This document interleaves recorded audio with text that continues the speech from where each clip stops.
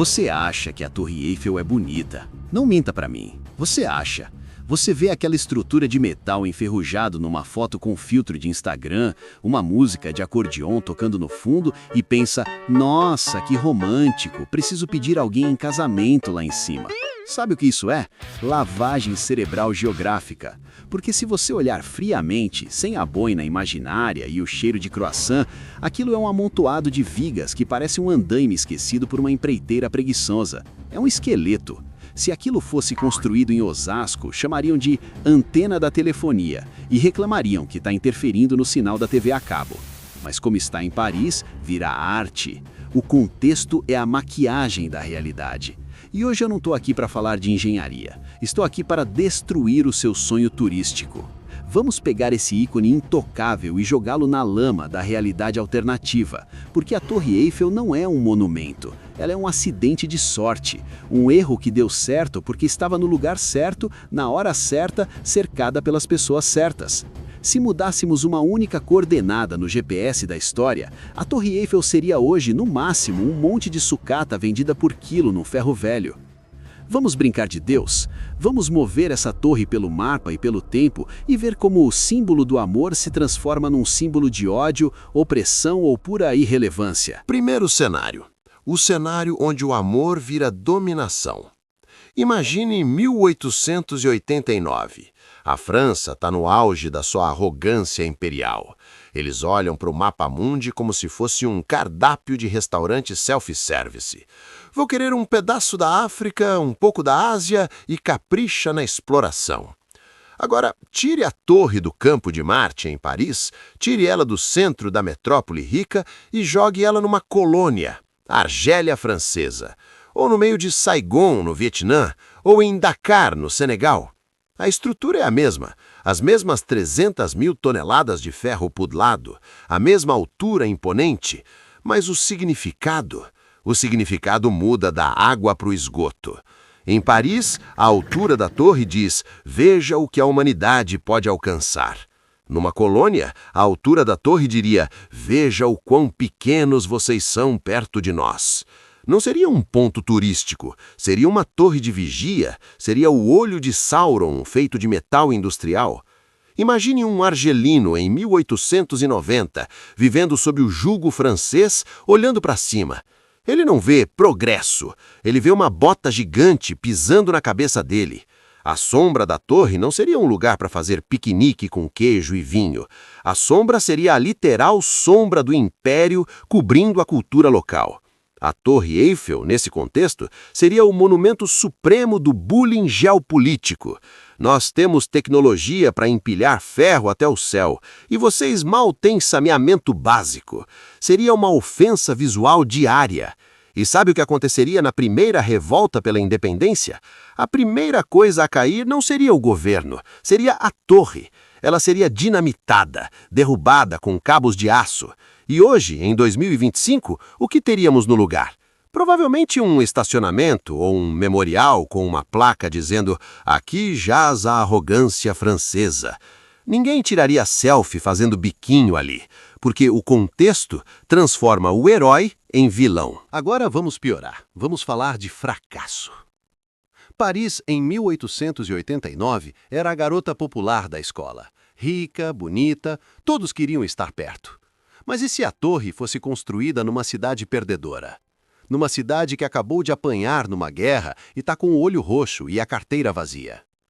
Pense na Torre Eiffel sendo inaugurada em Berlim, logo após a Primeira Guerra Mundial. A Alemanha quebrada, humilhada pelo Tratado de Versalhes, as pessoas usando o carrinho de mão cheio de dinheiro para comprar um pão. E no meio da cidade, o governo decide inaugurar uma torre de 300 metros de altura. Não seria um símbolo de orgulho, seria um símbolo de delírio. Seria a prova de que a liderança do país perdeu completamente o contato com a realidade. O povo olhando para aquilo e pensando, que legal, não temos carvão para o inverno, mas temos uma antena gigante para o nada. Nesse cenário, a torre seria um lembrete constante da megalomania que levou o país à ruína. Ela seria odiada, provavelmente seria derretida. Sim, derretida. Numa crise econômica grave, ferro é recurso. O que vamos fazer com esse monumento? Vamos fazer balas, canhões ou panelas. A Torre Eiffel viraria panela de pressão para cozinhar batata. O monumento precisa de uma sociedade vitoriosa para sustentá-lo. O vencedor escreve a história e constrói as estátuas. O perdedor olha para as estátuas e pensa em quanto elas valem no mercado de sucata. Se a Torre Eiffel fosse em Viena após a queda do Império Austro-Húngaro, ela seria o túmulo de uma era, não o farol do futuro. Seria um elefante branco de metal, triste, enferrujando enquanto a cidade tentava lembrar quem ela era. Mas vamos tirar a política e falar de dinheiro. Pura e simples pobreza. A Torre Eiffel numa cidade pobre. Não uma colônia, não uma cidade pós-guerra, apenas uma cidade pobre, subdesenvolvida, sem indústria. Imagine a Torre Eiffel sendo erguida hoje no meio de uma capital esquecida de um país de terceiro mundo. Vamos ser genéricos para não ofender ninguém. Mentira, vamos imaginar numa cidade aleatória sem infraestrutura. A torre sobe 300 metros. Em volta, barracos, esgoto a céu aberto, ruas de terra. A leitura visual disso é uma obscenidade. É como ver alguém de smoking num chiqueiro. A torre vira um insulto. Falta hospital, falta escola, falta asfalto, mas olha lá, temos uma torre de ferro. O turista chegaria? Talvez, mas o que ele veria? Ele subiria na torre para ver a vista panorâmica da miséria? Olha, querida, lá de cima dá para ver a desigualdade social em alta definição. Tira uma foto. O contraste mataria o romance. Paris funciona porque a cidade ao redor da torre é, visualmente, uma extensão da torre. Os prédios baixinhos, os telhados de zinco, o rio Sena limpo, ou pelo menos fotogênico, tudo conversa. Agora, coloca a torre no meio do caos urbano desorganizado, ela vira um alienígena, vira um desperdício de dinheiro público. O povo não ia apelidar de Dama de Ferro, ia apelidar de o grande cabide de emprego da empreiteira amiga do rei. O monumento, em contexto de carência, é pornografia. É o governo mostrando o dedo do meio para a prioridade. E se a gente mudar o tempo? O tempo é cruel. A Torre Eiffel construída hoje, 2025. Gustave Eiffel chega na prefeitura de qualquer cidade moderna com o projeto. Tem uma ideia revolucionária, uma torre de 300 metros. O funcionário público nem tira o olho do TikTok. 300 metros? O Burj Khalifa tem 800, a torre de Xangai tem 600, o prédio da esquina tem 350 e tem ar-condicionado e Wi-Fi. Sua torre faz o quê? Tem escritórios? Hotel? Não, diz Gustave, é só escada e elevador, e é aberta, venta muito. Projeto negado. Se a Torre Eiffel fosse construída hoje, ela seria irrelevante. Ela seria uma antena de celular glorificada. A tecnologia avançou tanto que empilhar ferro não impressiona mais ninguém. Nós temos drones, satélites, arranha-céus de vidro que giram, uma torre estática de metal rebitado. Isso é vintage, isso é hipster. Ela seria engolida pela paisagem. Em Nova York, ela sumiria. Em Dubai, ela seria usada como decoração de jardim de um prédio maior. O impacto da Torre Eiffel vem do fato de que, em 1889, ela era a coisa mais alta que o ser humano já tinha feito. Era um arranha-céus quando todo mundo morava em casas de 2 andares. Era o King Kong no meio de pigmeus. Hoje ela seria apenas mais um ruído na silhueta da cidade. O uau tem prazo de validade. O milagre de ontem é a tecnologia obsoleta de hoje. Agora, vamos tocar na ferida da fé, religião. A Torre Eiffel numa cidade sagrada. Leve esse projeto para o Vaticano em 1889, ou para Jerusalém ou Meca. Uma torre de ferro construída pelo homem, tentando tocar o céu, mais alta que qualquer catedral, templo ou minarete. Sabe como isso se chama? Blasfêmia, arrogância babilônica, a Torre de Babel 2.0. Em Paris, que era uma cidade laica, positivista, crente na ciência e na engenharia, a altura era triunfo. Numa cidade religiosa, a altura é desafio a Deus. Quem vocês pensam que são para subir mais alto que a cruz? O ferro frio, industrial, sem alma, contrastando com a pedra sagrada, antiga, cheia de espírito. A torre seria vista como uma obra do diabo, uma monstruosidade materialista. Os padres fariam sermões contra ela, os peregrinos cuspiriam no chão ao passar. Não haveria admiração, haveria medo, o medo de que um raio divino caísse ali a qualquer momento para ensinar uma lição de humildade. A engenharia, nesse contexto, não é progresso, é heresia, é o homem achando que não precisa mais de Deus porque aprendeu a forjar aço. E se a cidade não tivesse memória? Paris é uma cidade obcecada por si mesma. Eles preservam até a sujeira se ela for histórica. Esse cocô de pombo aqui foi feito por um pombo que viu Napoleão. Eles têm memória. Agora, imagine a Torre Eiffel numa cidade sem passado. Numa cidade planejada, nova, estéril, tipo Brasília ou uma dessas cidades fantasmas na China. Ou Las Vegas. Em Las Vegas, a Torre Eiffel existe. É uma réplica. E qual é o valor dela? 0. É um brinquedo, é cenário de papelão.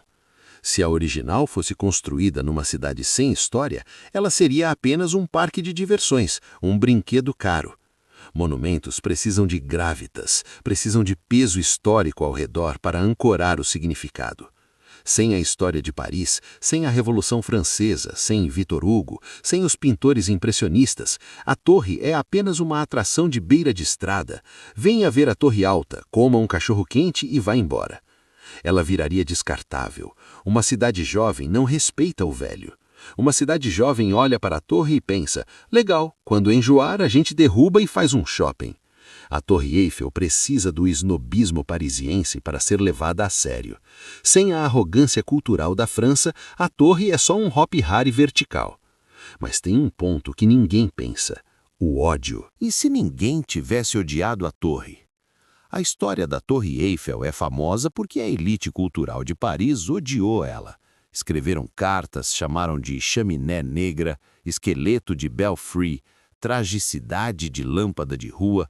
O Guy de Maupassant almoçava dentro da torre porque era o único lugar de Paris de onde ele não precisava ver a torre. Esse ódio gerou buzz, gerou polêmica. Falem mal, mas falem de mim. Agora, imagine se a torre fosse construída numa cidade indiferente, ou numa cidade onde ninguém tem opinião cultural forte, uma cidade passiva. A torre sobe, ninguém reclama, ninguém elogia. Tá bom, mais uma obra.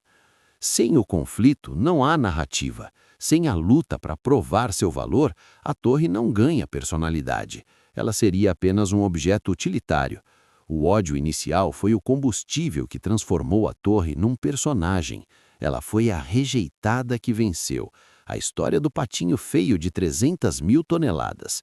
Se ela fosse construída numa cidade sem oposição cultural, ela seria apenas infraestrutura, como uma ponte ou uma caixa d'água. Ninguém escreve poemas sobre a caixa d'água, a não ser que tentem derrubá-la. E se ela fosse construída onde ninguém vê? A Torre Eiffel no meio do nada. A engenharia permite. Poderíamos construir a torre no meio da Amazônia, no meio do deserto do Saara, numa ilha artificial no meio do Pacífico, no Ártico. Ela seria impressionante? Sim. Mas seria um monumento? Não. Monumento vem do latim monere, que significa lembrar. Para lembrar, precisa ter alguém para ter a memória. Se a torre cai na floresta e não tem nenhum turista para postar no Instagram, ela faz barulho? Ela viraria uma curiosidade para exploradores. Dizem que no meio do gelo tem uma torre de ferro. Viraria lenda, mas não ícone. O ícone precisa da repetição visual. Precisa estar no fundo da cena do filme, na capa do caderno, no chaveiro, na camiseta. Precisa da massa humana circulando em volta, validando a existência dela a cada segundo. Sem o olhar humano constante, a torre é apenas matéria sofrendo corrosão. A ferrugem venceria a fama. E, por fim, a verdade mais dolorosa de todas. E se tudo tivesse corrido como planejado? Você sabia que a Torre Eiffel tinha data de validade? Ela foi construída para a Exposição Universal de 1889 e o contrato dizia que ela deveria ser desmontada após 20 anos. Em 1909, ela deveria ter virado sucata. Por que não virou? Porque Gustave Eiffel, que não era bobo, instalou uma antena de rádio no topo e provou para os militares que ela era estratégica para a comunicação. A torre foi salva pelo rádio, não pela beleza. Foi salva pela utilidade militar, não pelo amor. Agora imagine se o rádio não tivesse sido inventado, ou se tivessem achado outro lugar para a antena. A torre teria sido desmontada. E hoje? Hoje, a Torre Eiffel seria uma nota de rodapé nos livros de história. Haveria algumas fotos em preto e branco, granuladas. Os guias turísticos em Paris diriam: aqui, neste parque, antigamente tinha uma torre bem alta, mas acharam feia e tiraram. E você? Você não daria a mínima. Ninguém viajaria para Paris para ver o vazio onde a torre ficava. Não haveria chaveiros da torre. Não haveria pedidos de casamento. Paris seria apenas uma cidade bonita, com museus legais, mas sem sua impressão digital no horizonte. Isso nos leva à conclusão brutal desse nosso experimento mental. A Torre Eiffel não é especial, o design dela não é sagrado, o ferro não é mágico. Nós somos os idiotas. Nós somos os idiotas que precisam desesperadamente de símbolos para ancorar nossas fantasias. Nós pegamos um objeto, qualquer objeto, e se contarmos a história certa, no lugar certo, com a iluminação certa, transformamos metal em emoção.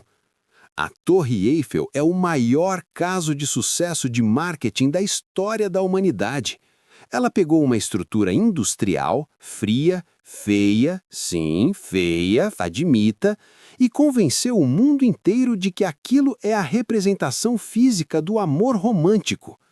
Isso prova que o valor das coisas não é intrínseco.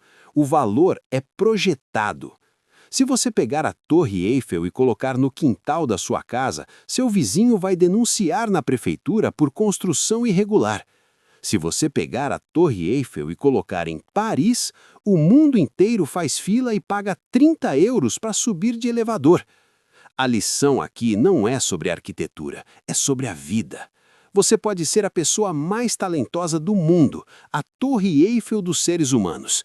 Se você estiver no lugar errado, cercado pelas pessoas erradas, no contexto errado, você é só um monte de ferro atrapalhando o trânsito. O ambiente dita o valor. Paris não seria Paris sem a torre, talvez, mas com certeza a torre não seria a torre sem Paris. Ela seria sucata, alvo de tiro, ofensa religiosa ou simplesmente entulho esquecido. Então, da próxima vez que você vir aquela foto da torre brilhando à noite, lembre-se, você não está admirando uma obra-prima. Você está admirando um sobrevivente, um acidente geográfico e histórico que convenceu você de que é essencial. E se você ainda acha que ela é linda, parabéns, o marketing funcionou. Agora, se me dão licença, vou tentar vender um pedaço de asfalto da minha rua dizendo que é um pedaço do Muro de Berlim. Com o contexto certo, tem otário que compra. Qual monumento você acha que é só um amontoado de entulho que o marketing nos convenceu a amar? Deixa aí nos comentários. Vamos destruir o sonho de mais alguém hoje.